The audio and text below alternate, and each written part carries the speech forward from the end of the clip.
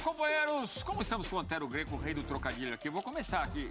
Deu pena do Penha nessa bola. Não me diga isso. E aí, Antero? Nós estamos nessa, né? Muita Copa do Brasil no programa de hoje, hein? Madrugada, um jogo, equilíbrio no placar, aberto, como nós falamos que seria até talvez uma disputa mais difícil de cravar, e outro jogo, rapaz, eu já fico assim, sempre adianto, né? Já escrevi até no blog antes de entrar aqui no ar, falei, fosse o São Paulo, eu focava tudo agora na Sul-Americana. Semana que vem já tem Sul-Americana, mas a gente começa exatamente com o jogo do Morumbi. O São Paulo atacou, o Flamengo foi lá e venceu por 3-1. O São Paulo e o Flamengo fez gols. O Flamengo fez 3. Vamos lá, vamos ver como foi a vitória mais do lado rubro-negro com a repórter Lili Nascimento. Olá, Edu, fã de esporte. O Flamengo conseguiu a vitória fora de casa e encaminhou a classificação para a final da Copa do Brasil. Leva vantagem no jogo de volta no Maracanã. O jogo começou quente aqui no Morumbi, com o São Paulo pressionando, mas errando nas finalizações. Aos 12 minutos do primeiro tempo, o Flamengo aproveitou e, de cabeça, João Gomes abriu o placar. O São Paulo seguiu pressionando, mas no segundo tempo, aproveitando um contra-ataque, o Flamengo ampliou com Gabigol. A torcida continuou apoiando os donos da casa. Mais de 51 mil torcedores vieram assistir a partida. Foi aí que Rodrigo Nestor conseguiu diminuir a diferença e também marcou. Mas a noite era rubro-negra e Everton Cebolinha, que entrou no segundo tempo, conseguiu finalizar de fora da área e ampliar o placar 3-1 para o Flamengo. Vamos ouvir os personagens da partida. O que é importante é que essa vantagem ela passará a ter um sentido relevante se nós nos posicionarmos dentro da nossa casa e fizermos um jogo totalmente diferente daquilo que nós fizemos hoje. Até 70 dias atrás esse elenco era totalmente questionável, ninguém falava que era o melhor elenco disso ou daquilo, e ainda não é, porque nós não ganhamos nada, nós apenas estamos fazendo uma campanha de recuperação e passagens de fases. Se daqui a pouco conseguirmos alguma coisa positiva, aí sim poderemos definir de uma maneira mais segura e com uma base muito mais sustentável, se realmente isso é uma realidade e uma verdade. Eu estou muito satisfeito com esse grupo, muito mesmo, e muito confiante. Mas esse processo, esse trabalho todo aí, coube a todos nós envolvidos no dia a dia do clube, não foi fácil, não foi simples não. Por isso que eu dou muito valor a tudo isso que foi alcançado até esse momento, com perspectivas ainda maiores de podermos fazer algo diferente até o final desse ano. É isso aí, fã de esporte. O Flamengo encaminhou a classificação. O jogo da volta está marcado para o dia 14 de setembro. Até lá, o Flamengo tem outras competições, entre elas o Campeonato Brasileiro. Sábado tem clássico contra o Botafogo, fora de casa. É isso aí, Lili. O São Paulo recebe o Fortaleza no final de semana. Nesse jogo, ter volume ou ser eficiente é o que pergunta a nossa tela. Olha só, Antero e fã de esporte. Em vermelho, São Paulo. Em preto, Flamengo. Chutes a gol, 26-7. Escanteios, 17-2. Gols, que é o que realmente importa, 3-1 para o Flamengo. Um Flamengo, então, absolutamente letal. O próprio Dorival falou que a marcação não estava bem encaixada, mas que a última linha estava muito bem. Você sentiu o São Paulo realmente levando perigo nesses ataques todos, Antero? Olha, o São Paulo ele teve um comportamento, eu vejo assim, digno, correto, se esforçou, se desdobrou, pressionou, mas o Flamengo mostrou o que é ser um time que sabe do que pode fazer, como fazer. Gente, o Palmeiras faz isso, o Flamengo faz isso. O Galo, ano passado, fez muito isso.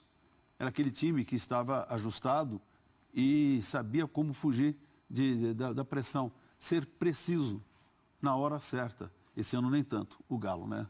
Mas Palmeiras continua fazendo isso e o Flamengo fez dessa vez contra o São Paulo. E não é nada desabonador.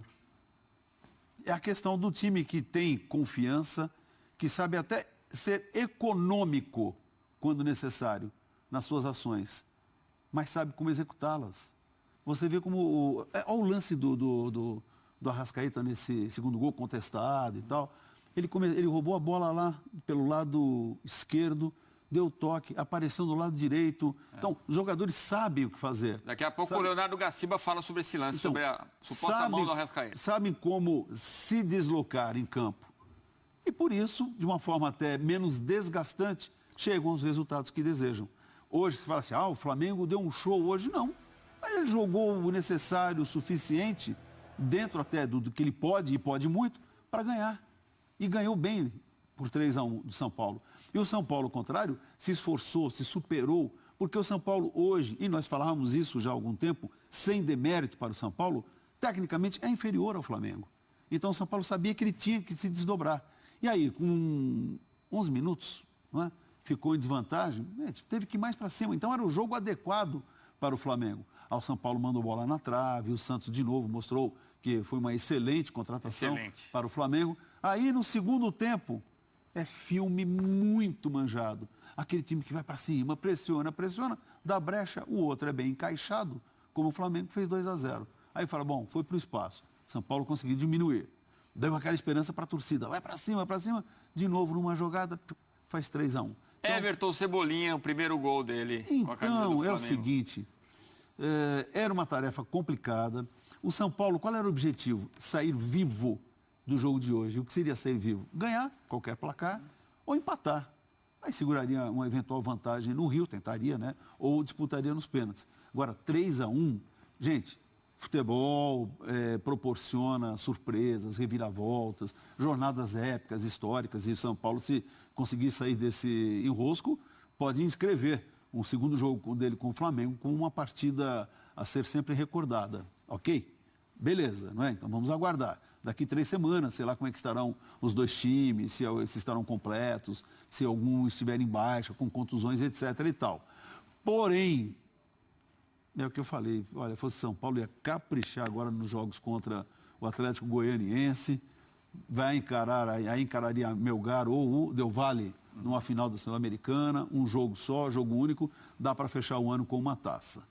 Porque a Copa do Brasil complicou e muito, e o brasileiro já está fora da briga pelo título há algum tempo. Rapidinho, você falou ontem fichamento, era 85% para o lado do Flamengo? Não era? 15 ou 80, uma 20. Coisa assim, não, acho que era 85, agora. 15. Agora? 95 ou 90? Agora, 98-2. 98-2. Mas esses dois podem, de repente, virarem 100% futebol. São Paulo. Sim. Eu me lembrou na Copa de 2006, eu descendo a rampa, México e Argentina, aí, com a torcida do México. Aí eles falaram assim, aquela famosa frase, né? Jugamos como nunca, perdemos como sempre. Aí o São Paulo com o Flamengo pode falar isso, porque é a 5ª derrota seguida, né, no confronto. Ele teve um momento ali atrás que estava indo bem, mas agora realmente não consegue se encontrar com o Flamengo. Olha, para mim... O que é engraçado é isso, desculpa te interromper. Fala. O Flamengo decepcionou, Antero? Assim, no futebol apresentado? Não, aí é que está. Eu gosto de ver o futebol de uma seguinte maneira. Um time que está jogando bem, bonito, como o Flamengo está de novo, naquele momento em que tudo dá certo, como foi em 2019, no segundo semestre, sobretudo, mas não significa que sempre ele vai jogar de uma forma intensa. O Flamengo hoje jogou de uma forma, para mim, inteligente, correta. Ele correu poucos riscos. É esse que é o negócio. A gente viu um montão de chute do São Paulo, mas quantas... Tem uma bola na trave, foi uma para o gol, o Santos fez algumas defesas boas, mas não foi aquele jogo em que o São Paulo massacrou, foi para cima, pegou e tal. Não, ele teve volume, ele arriscou, ele tentou. Só que o outro time é muito seguro. Então, às vezes, a gente olha muito para um time que vence, aí usa o termo reativo. Então, hoje o Flamengo foi reativo. E daí? Ele pode fazer isso, ele tem direito de fazer isso. Mas depende do momento, depende da circunstância, da situação, da etapa da competição. E o que ele fez, ele atraiu até o São Paulo, fez 1-0. Na verdade, a gente tem que lembrar que o Flamengo, no começo, o jogo estava ali, muito bom, um jogo bem equilibrado, um ritmo forte, mas ele foi à frente. Bom, fez 1-0, agora falou, vai, agora é você, São Paulo, jogue. Aí o São Paulo tentou, não conseguiu, o Flamengo fez o segundo. Quando o São Paulo se entusiasmou com um gol, e aí foi para cima, o que fez? Deu espaço para o Flamengo, 3-1. Então, não, absolutamente, não decepcionou, não. Decepcionou e tem todo direito, de vez em quando, de ter uma partida em que o time aparece menos. Mas quando precisou, o que aconteceu? Decidiu. Eu te faço essa pergunta até lendo o que amigos rubro-negros escrevem, falando que esperavam mais do Flamengo, mas no íntimo estão felizes e satisfeitos com a boa vantagem. Conversa fiada. O jogo da volta, então, daqui 3 semanas, também uma quarta-feira no Maracanã. Vamos para o lado do São Paulo. O Eduardo Afonso traz aí a palavra e a visão do São Paulino, que sai do Morumbi cabeça quente depois desse 3-1. Vai lá, Xará! Fala, Xará, Edu Elias, tá tudo bem com você? Abraço, grande abraço pro Antero Greco e pro Fã de Esportes que acompanha nesta madrugada a edição do Sport Center. Eu volto aqui do Morumbi para falar da vitória do Flamengo sobre o São Paulo por 3-1, que deixou a situação do São Paulo bastante complicada para o jogo do dia 14 lá no Maracanã. São Paulo vai precisar devolver esta diferença de 2 gols que o Flamengo fez aqui no Morumbi, diante de quase 52 mil torcedores. E olha que o São Paulo não fez uma partida ruim não, muito pelo contrário. Tomou um gol muito cedo, a exemplo do que aconteceu aqui no jogo do Campeonato Brasileiro. Foi atrás do empate, quando vivia um bom momento no segundo tempo, tomou o segundo gol, chegou a diminuir com o Nestor, apertou, mas tomou o terceiro gol já nos acréscimos, que deixou o resultado gigante em relação àquilo que foi apresentado dentro de campo. E a gente agora vai conferir o que disseram personagens do São Paulo nesta partida. O técnico Rogério Ceni e os jogadores que passaram aqui na zona mista. Vamos acompanhá-los. O resultado não reflete o que foi o jogo. O São Paulo jogou muito bem. Foi bastante superior ao time do Flamengo, que todos sabem que é um ótimo time, eu sei mesmo que é um ótimo time, mas eu acho que o São Paulo foi bem superior. Se você olhar o jogo como um todo, assista o jogo novamente, e o Flamengo é mais efetivo, né? O Flamengo é efetivo, o Flamengo é preciso, né? Tem poucas finalizações, transforma em gol, porque é como todos vocês reconhecem, um ótimo time, mas hoje nós criamos muito, criamos bem mais que o Flamengo, ou seja, o torcedor pode se orgulhar do que o time fez e entregou dentro de campo. Para o resultado, logicamente, eu acho que é injusto, mas além de justo, eu acho que ele não é realista, ele não retrata o que foi o jogo, é minha opinião só. Eu acho que futebol é assim, né? A gente jogou bem, a gente teve posse de bola, a gente propôs o jogo, a gente tacou o Flamengo. Só que, infelizmente, eu acho que a gente errou ali no momentos que não pode errar. Com o nível eu acho que do time do Flamengo, a gente não pode ter erros grotescos. Mas eu acho que a gente, no jogo em si todo, assim, a gente comandou o jogo, a gente teve posse de bola, a gente chegou, a gente teve a oportunidade de fazer o gol. Acho que isso que a gente leva pro próximo jogo. Acho que nos 2 primeiros gols é gol evitável, e na minha visão, assim, acho que... Mas é continuar. É como eu disse, agora esfriar a cabeça, pensar no brasileiro, sul-americana, e depois a gente pensa no jogo de volta. É isso, Xará. São Paulo agora tem que mudar a chave. Não tem muito tempo para lamentar essa derrota e essa situação que ficou bem delicada na Copa do Brasil. Aqui mesmo no Morumbi, no próximo domingo, vai pegar o Fortaleza. E a situação no Campeonato Brasileiro não é das melhores. A tendência é que o técnico Rogério Ceni, pensando no jogo da próxima semana, em Goiânia contra o Atlético pela Sul-Americana, fase semifinal, coloque em campo mais uma vez um time alternativo. O Rogério vai ter aí 2 dias para levantar o astral da galera, depois dessa derrota doída, e tentar montar um time forte que possa superar o Fortaleza e melhorar a sua qualificação no Campeonato Brasileiro. Valeu, Eduardo Afonso. O Rogério Ceni, como treinador, nunca venceu o Flamengo. Olha só, que coisa. Foram 9 jogos. Isso treinando o Fortaleza também, né? E o São Paulo, então, são 9 jogos. No Cruzeiro ele jogou com o Flamengo, não lembro. Também não. Ó, os times dele marcaram apenas 5 gols e levaram 22 gols. Quer dizer, nada favorável, como diz o título da tela aí, né? Não. Essa é aquela tela que eu não contesto. Não dá pra contestar. Não. Ele precisa aprender a jogar contra o Flamengo. Mas a gente vai comentar mais, mas antes vamos dar uma olhada que tá escrito aí a superioridade. Gols do Flamengo contra o São Paulo nas últimas 5 partidas, 17-3, pode chamar de super goleada. O Antero, o São Paulino pode ver de 2 formas, como o Rogério pede, né, para ver mais o desempenho e lamentar o que aconteceu nessas últimas 5 partidas contra o Flamengo. Sim, eu concordo com ele nesse aspecto, no jogo de hoje. Porém é o seguinte, o São Paulo, ele se encontra numa situação em que ele precisa de desempenho e resultado. Eu elogiei o São Paulo, falei, olha, interessante, se observarmos, o São Paulo chegou à final do estadual, não é grande coisa, mas chegou à final do estadual. Né? Tinha outros rivais importantes que não chegaram, como Corinthians e Santos, por exemplo. Aí ele está numa semifinal de Sul-Americana. Não caiu na fase de grupos, não caiu nas oitavas ou nas quartas. É um bom sinal. Chegou, está na semifinal da Copa do Brasil, ok? Que com um pé e meio já fora da decisão. Mas chegou também.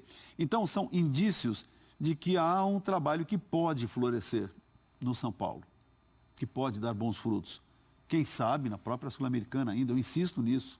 Né? O São Paulo tem essa possibilidade. Claro que tem um Atlético Goianiense pela frente ainda, depois sabe-se lá com quem ele vai jogar uma eventual final se classificar.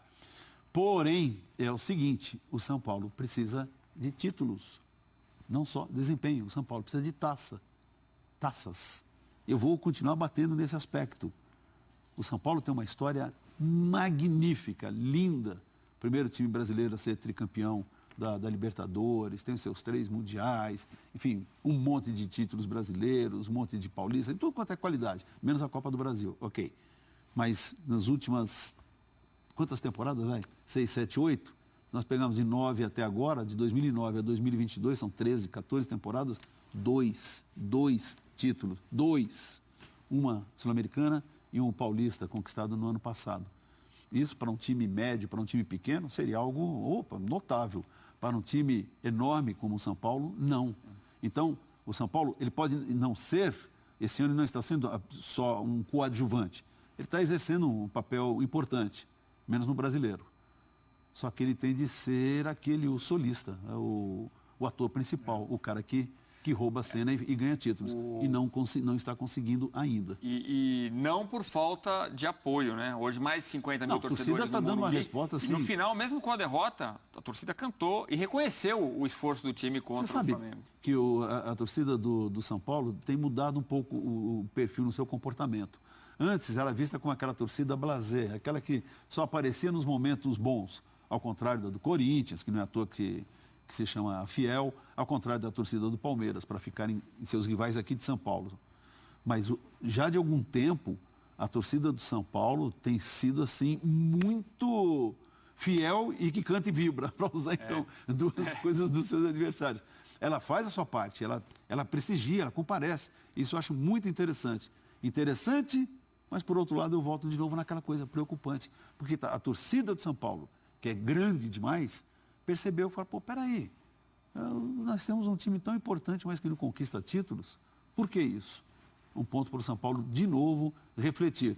Gente, o São Paulo ainda pode ganhar 2 títulos. Ok, da Copa do Brasil fica na conta do respeito pela história. Mas a da Sul-Americana é uma realidade. Vamos atrás disso. É a grande esperança. O Flamengo tem um elenco espetacular, Como é que eu falei ontem? Posso falar aqui no ar? Eu falei, o São Paulo, o Flamengo, 3 taças... Agora, na reta final, eu acho difícil. 2 eu acho... É o único time que está nas 3 grandes competições. 2 eu acho possível, uma bem provável. Uma muito provável, 2 possíveis, 3 eu acho mais complicado. O adjetivo que não sai da minha cabeça é letal. O Flamengo vai lá e faz. Bom, vamos falar de arbitragem, porque muitos torcedores são paulinos reclamam do início da jogada do segundo gol do Flamengo. Foi mão do Arrascaeta? E o gol poderia ser anulado? É hora do nosso Leonardo Gaciba. Vai, Gaciba. Quero ouvir você.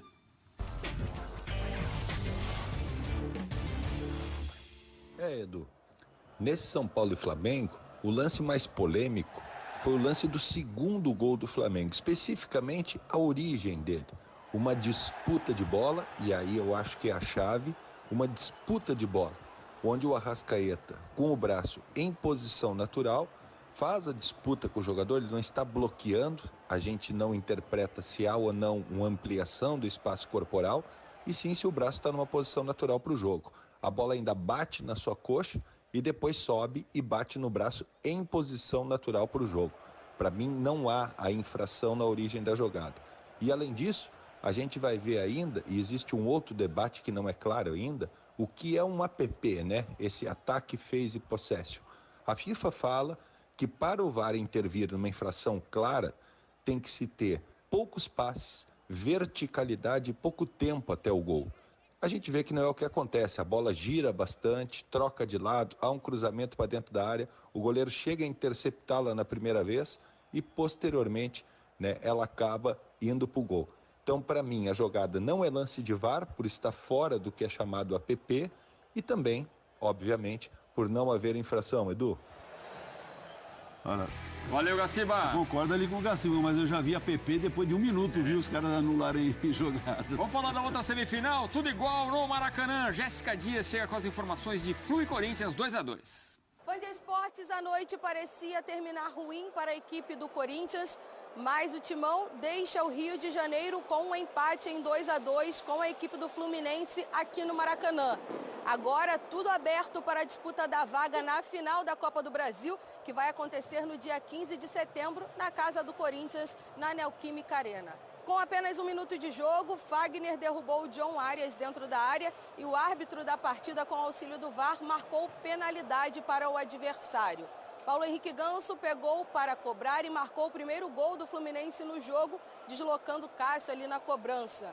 Depois disso, o Fluminense seguiu controlando a partida até que aos 22 minutos, erro na saída de bola do Flu, e aí Yuri Alberto estava ali atento, foi para cima de 3 marcadores, conseguiu achar Renato Augusto, que marcou o gol de empate do Corinthians ainda na primeira etapa. O jogo então seguiu equilibrado, mas o que a equipe do técnico Vitor Pereira não contava era que apenas ao primeiro minuto da segunda etapa, John Arias, mais uma vez ligado, receberia o passe e marcasse um golaço aqui no Maracanã e o Fluminense ficasse mais uma vez na frente no placar. Depois disso, a defesa do Timão se desequilibrou e não fosse Cássio, o Fluminense poderia conseguir uma vantagem maior, principalmente com o Germancano, que sempre esteve ali rondando a área. Até que, aos 44 minutos da segunda etapa, a redenção de Fagner, que deu um belo passe para Roger Guedes marcar o gol de empate aqui no Maracanã. A torcida do Corinthians deixa o Rio de Janeiro fazendo festa. Por isso o futebol é tão bonito, não é? Até porque é completamente imprevisível. Não é? Demonstramos claramente que temos caráter, a equipa tem caráter, os jogadores têm caráter, dos mais velhos aos mais novos. Acreditam sempre e só conseguimos chegar ao empate porque acreditamos. Acreditamos que era possível fazer um gol e acabamos por fazê-lo. E estou muito parabéns aos jogadores. O Corinthians, que vem sofrendo muito com situação de lesão entre os jogadores, só entra em campo na próxima segunda-feira, jogo do Campeonato Brasileiro contra o RB Bragantino na Neoquímica Arena. Valeu, companheira Jéssica. Olha aí, números do empate no Maraca. Fluminense, 63% de posse de bola. Aliás, como é típico, né, dos times do Fernando Diniz. 37% do Corinthians. Chutou mais, 14-9, sendo no alvo 5-2. Grandes chances, 4-1. Ações na área rival, 22 contra 8 do Timão. O Flusão teve 244 passes certos no ataque contra 125 do Corinthians. Estatísticas teria dado o Fluminense, mas é aquela história, futebol é bola na rede. O Corinthians jogou bem, Antero, enfrentou o Fluminense ali de igual para igual. Teve um momento que parecia que a vitória seria tricolor, mas o Corinthians foi lá buscar o empate. Olha, no todo o Fluminense melhor, né? Claro que teve o primeiro lance da partida, o pênalti.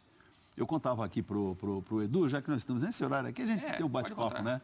Eu tinha descido para comprar pão na padaria. A hora que eu estou abrindo a porta assim, na cozinha, já tinha TV, eu vi já o lance parado. Tá, um lance parado, eu falei, o que aconteceu? Aí repetindo, né? Eu falei, nossa, pênalti. Ainda não tinha sido dado o pênalti. Pois é, era um pênalti mesmo, não é o que discutir, foi pênalti. Esse daí, um lance tão no comecinho da partida. A impressão que dava é que falava assim, ixi, vai ser uma sacolada no Corinthians. Mas o Corinthians soube, no primeiro tempo, se reorganizar, acalmar, segurar um pouco o Fluminense, fez um gol de empate, uma bela participação e conclusão do Renato Augusto. Ontem nós falávamos dos dois maestros, né? Ganso e Renato Augusto, e os dois... O jogo inteiro pensava nisso. E os dois fizeram um gol. E foram importantes. Foram importantes. Ganso e o Renato Augusto. Mas no segundo tempo, sobretudo com a entrada do Cris Silva no Fluminense, até no lugar do Caio Paulista, minhas anotações, eu tenho que tirar o óculos. né, o Fluminense começou melhor. E também, logo de cara, 2-1, e foi mais equilibrado do que o Corinthians. O Corinthians foi mais, na verdade, coração, tentativa, erro, mudanças que o Vitor Pereira fez para tornar o time até mais descansado e mais ágil, e no fim foi premiado até por um vacilo, uma bobagem. De saída de bola. Do Michel Araújo, né? Que tinha, como no primeiro gol... Tinha entrado um pouquinho antes. Isso. O Nonato errou no primeiro gol, né? Mérito muito do Yuri Alberto, que faz uma jogada espetacular para o que eu sempre falo servir assim, o Renato. Tem um mérito de quem pressiona. É a velha história do Andreas lá na final da Libertadores. O cara errou, tem alguém que estava em cima dele depois e estava atento. E foi o que aconteceu no caso do Corinthians hoje com os seus gols. Mas, assim, no desempenho, vamos lá, já que falávamos agora há pouco de um outro tricolor, no desempenho, o Fluminense jogou até como se esperava, como um time que controla a bola, que tenta ir para cima, não criou tanto, embora o Cássio tenha feito uma ou duas defesas interessantes. Mas, no todo, foi melhor do que o Corinthians. O Corinthians jogou como a gente imaginava. Inclusive, toda a defesa bem experiente, né? O Cássio, o Fagner, o Balbuena, o Gil, o Fábio Santos, o Renato Augusto, quer dizer, hoje ele usou muito desses jogadores. Usou a casca grossa. Mas, então, o Corinthians jogou naquela assim, quero voltar vivo para São Paulo. E volta vivíssimo. Até porque saiu de duas vezes da desvantagem, segurou um time que, neste momento, é um dos mais eficientes do nosso futebol, vai decidir em casa. A sensação clara, a gente via, obviamente, nos jogadores, no Diniz, é de que o Fluminense saiu frustrado com esse resultado. E o Corinthians, se considerando mais do que no lucro. É aquele famoso 2-2 para o Corinthians. Exato. O técnico Tite da Seleção Brasileira assistiu em loco a partida no Maracanã. A gente falava outro dia aqui do Nino, né? Que não andou jogando tão bem. Eu acho que ele fez uma boa partida, o Nino. É uma das possibilidades aí para o futuro da Seleção Brasileira, né? O zagueiro. Você acha que ele falhou na marcação do Roger Guedes no segundo gol do Corinthians? Eu acho que é muito mais mérito do Guedes do que falha do Nino. O Guedes, ele teve o controle, o domínio, e não era só o Nino, havia outro agora na marcação também. Ele só pegar, virar e... Foi rápido, né? E tocar, e foi rápido. Não, isso aí não dá para colocar na conta dele, não, essa falha. Eu vou no mérito do Nino. Ou então, se nós considerarmos, né, a origem da jogada, o erro de saída de bola do Fluminense. Esse foi mais. E quem que o Tite pode ter conferido ali? O André, um jogador que vem sendo muito elogiado, né? Vários jogadores para ele observar, sei lá se ele foi observar. Teve gente que falou, ele foi observar o Fagner, foi observar o Renato Augusto. O Renato, eu acho que o Tite gosta muito dele. Sim, né? E é um grande jogador, mas não foi mais chamado para a seleção como foi em 18 ou antes disso, né? Não sei, eu acho que ele foi lá para marcar presença mais, para deixa eu dar uma olhada, para ter certeza de que aqueles que eu estou convocando são certos, entendeu? Mas foi animado o jogo, né? Foi um jogo animado. Eu achei mais animado o São Paulo e Flamengo, sobretudo nosso primeiro tempo foi muito intenso. Mas eu achei que foi interessante pelos gols, pelo Fluminense sair em vantagem logo no começo de cada tempo. O Fluminense com seu toque de bola interessante, tenta ser envolvente, e o Corinthians procurou forças para sair duas vezes da desvantagem. Isso fez a partida interessante. Não foi aquele jogo que você fala assim, nossa, que maravilha. Mas peraí, eu estou falando isso? Agora pergunta para o torcedor do Fluminense ou do Corinthians se o jogo, do lado do torcedor do Corinthians, se não foi maravilha, e se o do torcedor Fluminense se não ficou com a raiva. Danada com o resultado. Aí a gente vai ver. Vamos lá, voltemos ao Maracanã. O outro lado agora, outra visão com a nossa Roberta Barroso. Vai, Roberta. Fã de esporte, o Fluminense deixou escapar a vitória aqui no Maracanã. No finalzinho do segundo tempo, aos 45 minutos, o Corinthians chegou ao empate. O Fluminense vencia por 2-1. Os gols do time de Fernando Diniz foram marcados um em cada tempo. Logo no primeiro minuto, John Arias sofreu um pênalti e aí Paulo Henrique Ganso cobrou e fez. O cenário se repetiu na segunda etapa, no primeiro minuto de jogo. Dessa vez, John Arias fez o segundo gol do Fluminense. No jogo de hoje, especificamente, a gente entregou 2 passes e falei assim, é muito difícil a gente cometer os erros que a gente cometeu hoje, nos 2 gols do Corinthians. Eu, assim, de passe fácil, tomada de decisão fácil, e a gente acabou errando. Agora é pensar para frente, a gente saber que a gente fez uma partida muito boa, o resultado não foi bom, daquilo que podia ter sido no jogo, mas a gente fez uma partida muito boa. Procurar corrigir para a gente não tomar gols no próximo jogo contra o Palmeiras e continuar a nossa produção ofensiva, a nossa entrega. Os jogadores nesse quesito estão de parabéns, estão se doando, a torcida de novo deu um show. A gente quer que ela continue de fato acreditando que a gente vai fazer de tudo aí para trazer alegria para o torcedor. Mesmo que a gente tivesse saído com 2-1 ia ser difícil.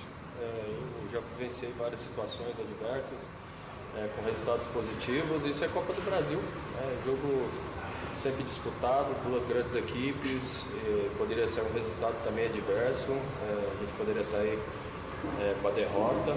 Vai ser mais difícil se a gente não tiver a mesma atitude que a gente sempre tem, dependendo do adversário, dependendo de onde for jogar. O Fluminense vai em busca da vitória e a gente depende somente do nosso melhor para conquistar a vaga para a final. Tínhamos condições para lograr la victoria hoy y se nos escapó en un lance ahí al final. Más focalizado, mentalizado, la verdad, tranquilo, sabiendo que debemos hacer, que precisamos hacer. Nada va a mudar porque empatamos. Como falei agora, somos um time forte, um time que merece respeto y que, como falei, la llave está abierta, está en andamiento y lá com certeza nós vamos a fazer nosso melhor esforço para trazer a classificação. O jogo de volta está marcado para o dia 15 de setembro na Neoquímica Arena. E para essa partida, o técnico Fernando Diniz não vai contar com o volante André. André, que no início dessa semana estava gripado, chegou a ser dúvida para essa partida, mas conseguiu se recuperar a tempo. Só que ele levou o terceiro cartão amarelo e está suspenso para o jogo de volta no dia 15. Muito bem. Diniz acordou o Ganso. Vamos começar de baixo para cima, que aí a gente faz Peraí, como é que é? Ordem cronológica. Diniz o quê? Acordou o Ganso. Não é afogou. Sei lá. Olha aí. 43 jogos pelo São Paulo, naquele ano que ele foi pro Sevilha. 8 gols, 12 assistências. Ele estava bem numa época do São Paulo, né? Teve um jogo no Monumental de Nunes que ele jogou muito contra o River Plate. Aí foi pro Sevilha. Não, foi um fiasco. Não foi bem, não. Não, horrível. 6 gols, 3 assistências, depois foi no Amiens também, 3 assistências só. Aí chegou no Fluminense em 19. 47 jogos, 5 gols e 1 assistência. 2020 jogou só 32, 1 gol e 2 assistências. 21, 23 jogos, 3 mais 2. E aí, neste ano de 2022, 42 jogos, 7 gols mais 7 assistências. Com o Diniz, em 23 jogos, foram 4 gols e 4 assistências. A gente falava ontem dos dois grandes personagens dessa partida e não deu outra, né? Foram fundamentais. O Renato Augusto. Não tá boa essa foto do Renato Augusto não, hein, Antero? Pegaram ele de meio de surpresa. Tá meio assustado. Ô, assim, Renato, fica mais simpático aí pra nós aqui. Tá meio tristinho. Vou pedir pra Arte botar uma foto dele melhor. Ele merece. Segundo melhor do time em vários quesitos aí. Assistências, 4. Roger Guedes é o melhor. Chances criadas, 11. Não, é o contrário, né? É o contrário. O segundo melhor do time aparece na coluna ao lado, né? Ele vem muito bem com 4 assistências. O segundo melhor é o Roger Guedes com 1, é isso. 11 chances criadas, Roger Guedes é o segundo melhor com 6. Você vê a quantidade, 11-6 para o segundo colocado. Cruzamentos, 28 contra 17 do Piton. Desarmes, 11-11 com o Fausto Vera. Recuperações no campo de ataque, 11. Em segundo lugar vem o Duqueiroz e o Fausto Vera com 10. Renato Augusto fez um gol nesta quarta-feira. É até difícil dizer quem é mais importante para o time, mas vendo a tela ali parece que é o Renato Augusto, né? Você diz o quê? Do Corinthians em relação ao Ganso para o Fluminense. Para o Fluminense? O Renato Augusto, sim. Até porque no Fluminense há até outros jogadores que compensam. Por exemplo, se der uma queda de desempenho, o Ganso. E no Corinthians, o Renato Augusto, bem, né, que ele passou um período, como a gente até destacou nessa tela, passou um período meio em baixa. Mas é um jogador extraordinário. Para mim, tem lugar em qualquer time. A visão de jogo dele, toque de bola, e é refinado, conclusão. Você vê com o gol também, a chapada que ele deu na bola. Sim, é um jogador que O Vitor Pereira, logo quando chegou, deve ter visto e falou assim, isso aqui é muito importante para mim. Mas a gente percebeu, houve em muitos momentos na temporada, contusão à parte, em que ele também ficava no banco, alternava às vezes com o William, porque não estava muito bem. Mas são números expressivos. É uma contratação, um jogador que já conhecido, manjado e querido pela torcida do Corinthians, que voltou e tem entregado o que se espera dele. Poderia ter números ainda mais expressivos se tivesse bem fisicamente desde o começo do ano, mas algo também que nós já sabíamos que seria difícil de acontecer, porque tem mais idade, tem mais já o desgaste próprio de uma trajetória, uma carreira já bastante extensa. E do Ganso, impressionante como chama a atenção.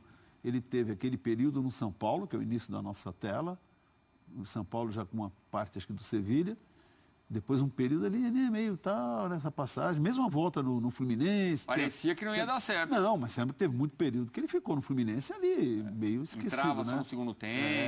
E agora Parabéns realmente... pro Ganso pela recuperação. Ele trabalhou muito para isso também.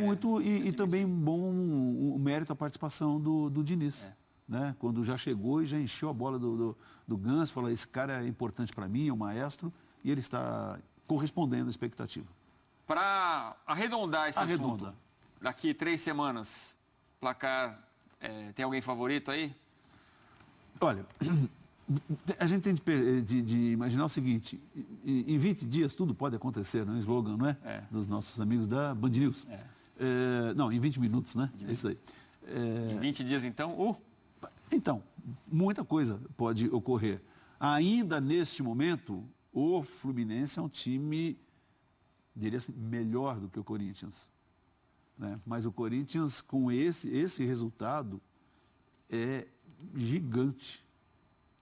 Deixa para daqui 20 dias a gente falar como é que vão estar. Porque, de repente, eu não sei se o Corinthians estará completo, se o Fluminense estará completo. Quer dizer, pode ser que haja jogadores que não estejam disponíveis e tem uma queda. Uma coisa que a gente pode falar... Não vou nem citar nenhum nome, senão, de repente, algum desses ficar fora, vão falar que a gente secou. Não, melhor não. Uma coisa que a gente pode falar é que o Fluminense deve trabalhar com posse de bola também jogando na Neoquímica Arena. Sim, esse é um jeito do Fluminense jogar. Eu continuo dizendo que esse é um duelo que está aberto. O outro eu já acho que está com a porta bem quase assim fechada, viu? Só falta passar o trinco. Você já deu sua opinião sobre o lance do pênalti, mas vamos lá com o nosso Leonardo Gaciba mais uma vez. Tá bom. E aí, foi pênalti do Fagner em cima do Arias? Dentro da área? Fala aí, Gaciba. Fala, Gaciba. Boa noite, Edu. Boa noite, Antero. No primeiro lance do jogo, né? Na primeira jogada, a importância do árbitro de vídeo se mostrou. Não que o árbitro não tivesse ativado. Ramon Abate foi junto com a jogada, chegou perto da disputa, mas ele não consegue perceber, pela velocidade do jogo, se o Fagner atinge a bola ou o atacante anteriormente. Muito bem o Wagner Hillway, que vinha vindo de punição daquele jogo do Flamengo e Atlético Paranaense, no qual não teve uma boa atuação, em chamar para revisão, um pênalti bem marcado. A gente observa com as imagens em slow motion que o Fagner ataca tentando atingir a bola, mas acaba atingindo ao atacante do Fluminense. Primeiro minuto de jogo. E o pênalti bem marcado e o cartão amarelo também bem aplicado. O pessoal me perguntou, tem disputa de bola? Então não teria que ser sem cartão amarelo? Não, mas aí não é pela natureza tática, é pela intensidade, com a sola da chuteira, jogada temerária, boa decisão da arbitragem, amigos.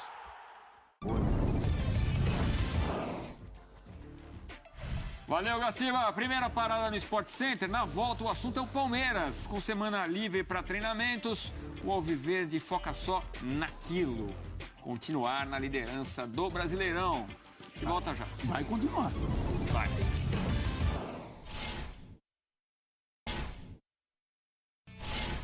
Voltamos, falei que era rápido, para falar do Palmeiras de Abel Ferreira, que vai enfrentar o Fluminense neste sabadão. Descansou essa semana. Vinícius Nicoletti é o repórter. Olá a todos que acompanham o Sport Center. O Palmeiras tenta manter a invencibilidade fora de casa na próxima rodada do Campeonato Brasileiro. Sábado pega o Fluminense no Maracanã, mais um confronto contra o vice-líder. O time alviverde é o único que ainda não perdeu como visitante nesse Brasileirão. 11 jogos, 7 vitórias e 4 empates. Na história dos pontos corridos, nunca uma equipe saiu campeã sem perder fora de casa. Daí, mais um desafio para o time do técnico Abel Ferreira. O treinador português poderá contar com força máxima, inclusive repetir o time titular que empatou na última rodada contra o Flamengo no Allianz Parque. O que o técnico vai ponderar é que na próxima terça-feira, logo depois do jogo contra o Fluminense, o Palmeiras inicia a disputa da semifinal da Copa Libertadores contra o Atlético Paranaense na Arena da Baixada.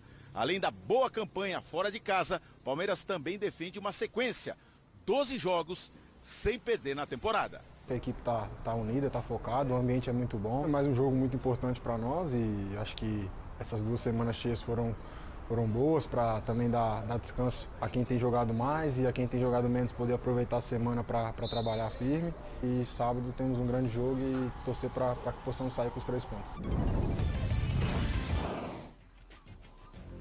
Mais uma parada no Sport Center. Na volta tem tudo sobre Barcelona e Manchester City. Gigantes que se enfrentaram em amistoso nesta quarta-feira. Show de gols daqui a pouco. Até já. Voltamos. Barcelona e City empataram em amistoso. Evento que teve renda destinada a ajudar na pesquisa da esclerose lateral amiotrófica, mais conhecida como ELA. Aqui no Camp Nou, amistoso de muitos gols entre o Barcelona de Xavi e o Manchester City de Guardiola. Foi a primeira vez que eles se enfrentaram como técnicos. E depois da partida, muitos elogios entre eles e até mesmo brincadeiras sobre o interesse do Barça em contratar o português Bernardo Silva. Bueno, a quién no le gusta Bernardo Silva, ¿no? Y De Bruyne, y Haaland, y tienen un equipazo el City. Tienen un equipazo. Si me dices, ¿quieres que Bernardo se vaya? No. Quiero que se quede porque, como dice Xavi, es un jugador superlativo en todo. Si llega una oferta y el jugador se quiere ir y los clubes se van de acuerdo, pues no sé qué va a pasar. Dicho esto, Bernardo le gusta mucho Barcelona. También es verdad. Com um público de 91 mil torcedores, o jogo arrecadou fundos para a pesquisa para o tratamento de esclerose lateral amiotrófica, conhecida como ELA. O ex-goleiro Juan Carlos Unzué, que foi preparador e assistente técnico do Barça, foi diagnosticado com a doença há 2 anos e apadrinhou o amistoso beneficente. Y yo creo que la gente ha salido contenta, ¿no? del estadio también, no solamente por echarnos una mano en esta causa, sino por haber visto un gran espectáculo siendo un partido amistoso. Que como dije, lo de partidos amistosos en este tipo de clubes como que no existen, ¿no? O Manchester City saiu na frente com o argentino Álvares, aproveitando a falha do goleiro Iñaki Peña. A resposta do Barcelona veio com Aubameyang, que é desejado pelo Chelsea e acertou no cantinho para empatar. Já no segundo tempo, um erro na saída do City com De Bruyne. Memphis tentou escapar do goleiro e De Jong aproveitou. O empate da equipe inglesa chegou dos pés do jovem Cole Palmer, de 20 anos. Memphis Depay, que anda na mira da Juventus, fez o terceiro do Barça. E já nos acréscimos, Haaland foi ao chão no lance com Christensen, mas converteu o pênalti e fechou a noite de gols e celebração no Camp Nou.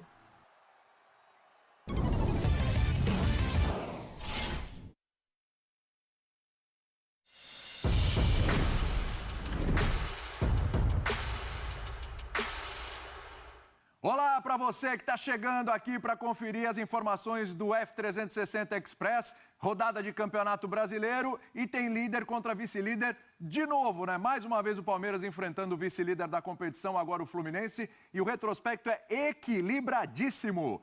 Nos últimos 6 jogos, 2 vitórias do Flu, 2 empates, 2 vitórias do Palmeiras e o número de gols ali equilibrado, hein? 6 do Palmeiras, 5 do Fluminense, nesse encontro que vai acontecer neste final de semana pelo Campeonato Brasileiro. E o Atlético Mineiro, que ficou para trás na tabela, tem um clássico regional ali contra a equipe do América. É clássico mineiro. Olha só o retrospecto do Cuca nas últimas passagens aí no Atlético Mineiro em clássicos regionais. 21 jogos, 52,4% de aproveitamento, 32 marcados, 28 sofridos, uma média de 1,33 de gols sofridos, 1,52 de gols marcados. E para fechar, outro clássico estadual. Tem Flamengo e Botafogo e a vantagem do Flamengo é enorme para cima do time da Estrela Solitária. Olha só, nos últimos 9 jogos o Botafogo só venceu um empate, 7 vitórias do Flamengo. Último confronto 1-0 para o Botafogo no Brasileirão. Confira o Futebol 360 todos os dias das 9 às 11 da manhã.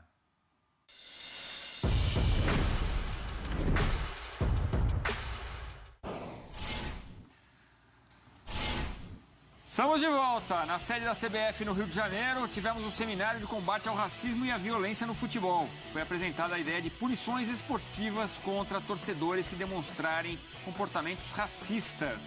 Abel Neto estava lá.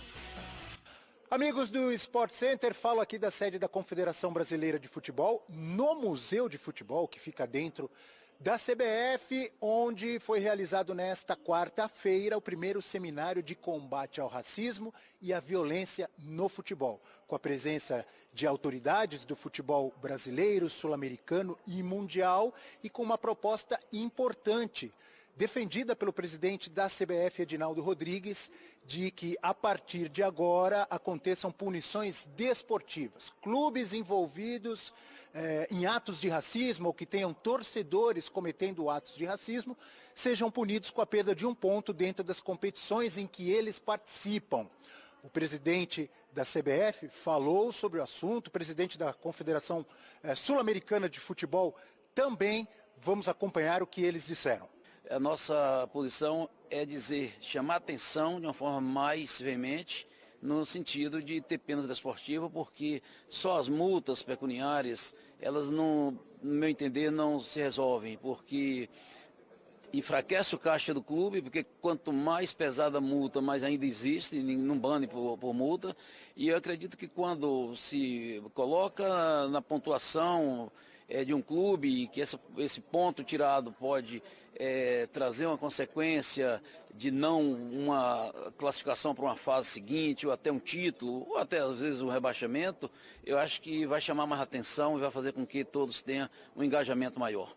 É uma questão que eu não diria que se limita só ao racismo. Eu diria racismo, violência, xenofobia e todas as outras maneiras de violência, tanto sejam verbais ou físicas, que têm que ser punidas, mas também tem que ser de uma ideia prévia. Eu diria deveria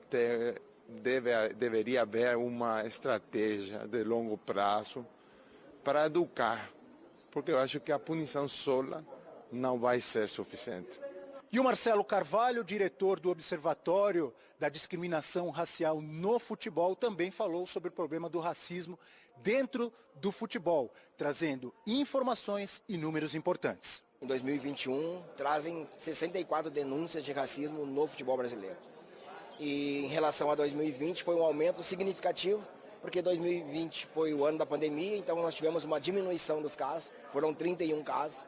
64 no ano todo de 2021 e, infelizmente, 2022 também está sendo um ano muito problemático na questão do racismo no futebol. Nós já atingimos hoje, em agosto, o mesmo número do ano inteiro de 2021.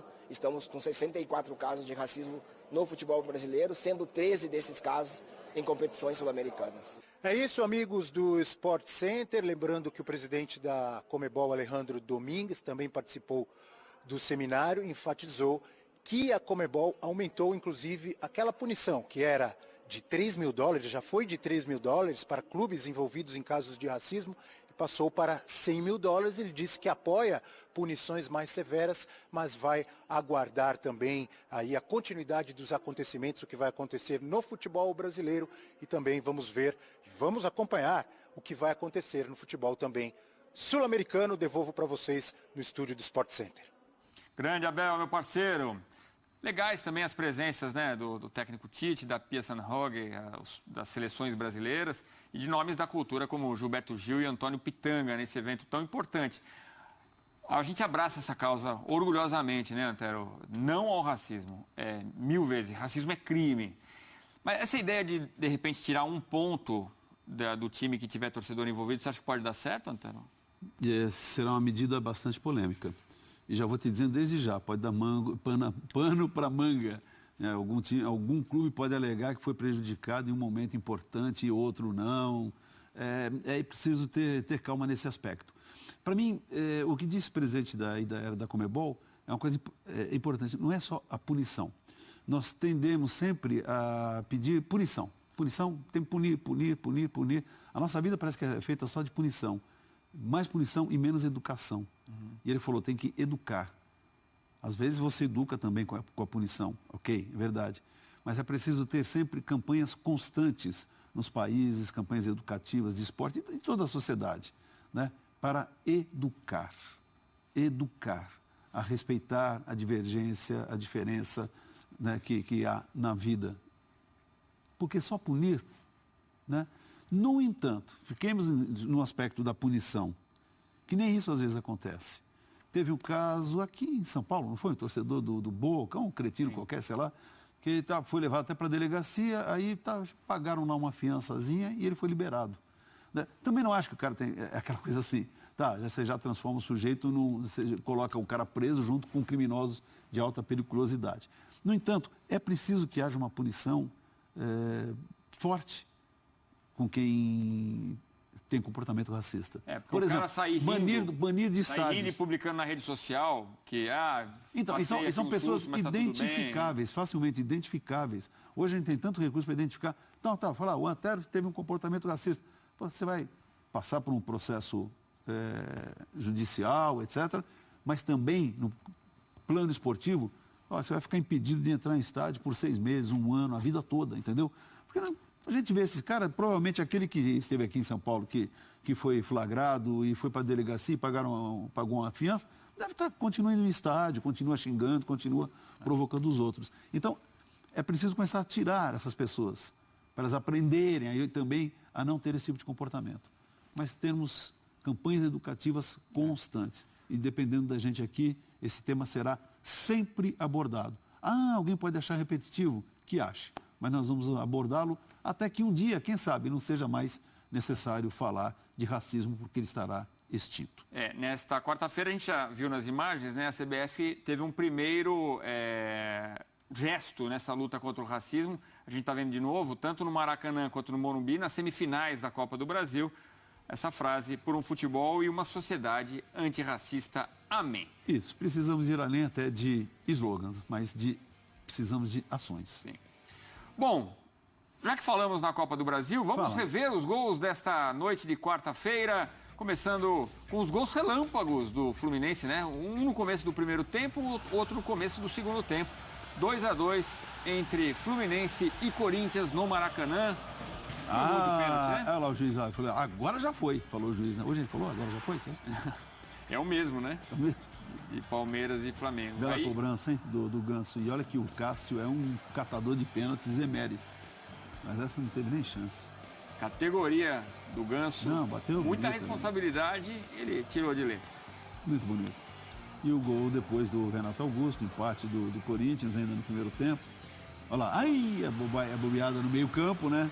Essa é aquela que você fala, é bobeada individual, mas sim alguém que estava esperto na jogada. O Yuri Alberto, dessa vez não marcou, mas deu uma de garçom para o Renato Augusto. De bandeja para o Renato.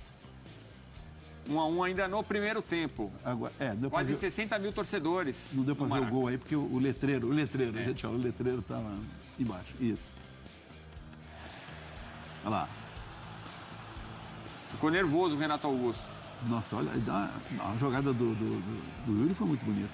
Olha como ele dá a chapada na bola, ó. Fábio, no chance. 1-1 no primeiro tempo. Aí começa o segundo, o Cris, a gente chama ele de Capitão Moldávia, né? Entrou bem no jogo, faz a jogada e o John Arias é muito feliz nesse chute. 2-1.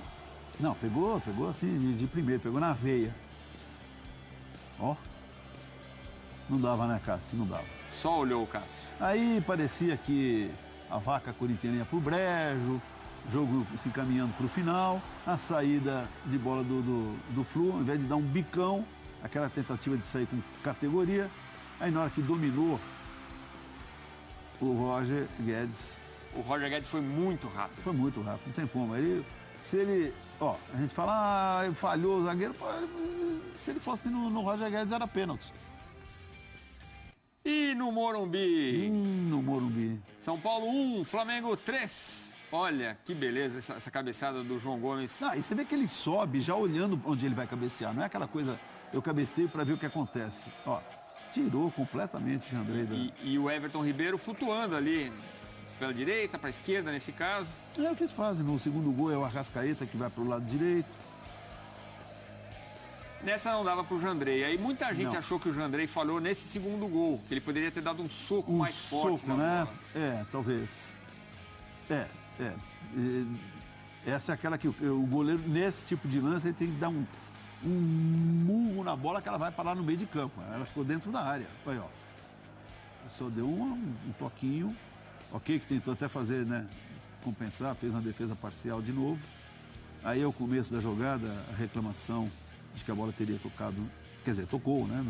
Na mão do Arrascaeta, mas depois de ter tocado na barriga, na perna, sei lá. Mas olha só, nós falávamos durante o programa, a categoria, a qualidade do jogo do Flamengo. Quando tem a bola, rouba num contragolpe, como os jogadores se deslocam de uma forma assim, coordenada, quase que um balé.